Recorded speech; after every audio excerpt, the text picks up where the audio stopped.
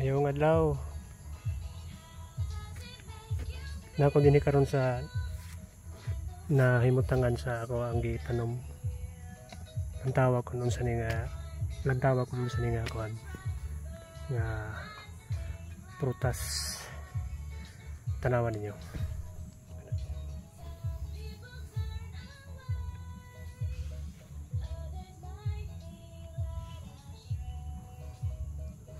Ini siya nga prutas, kuha ni siya kanang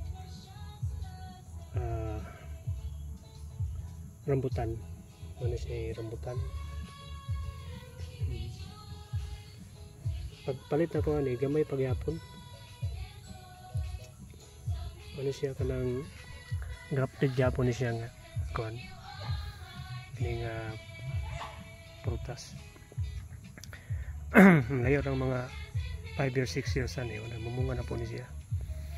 Okay, basta mga grafted dali lagi na siya mamunga.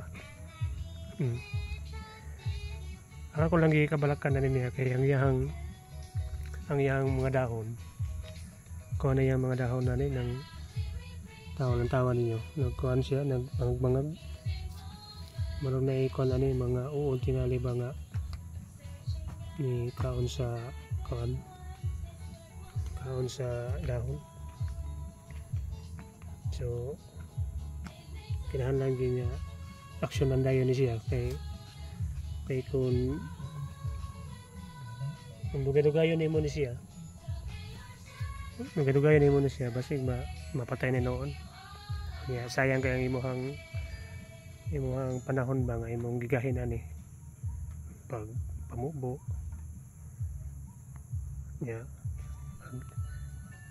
Sakripisyo no magkabo sa suba para mabubuan lang siya niya mamatay ra gyapon. So unsa kay maayaw ani nga ano ni nga mapatay na iyang kuan mananap kay gabi na magugkuan no gabi na siya og kanang mangag ba. Sayang gid ba mamatay po siya kay nakita na ko nga gabi na maginiyaya ang pagkuan pagdako. Padung na siya mabuhi.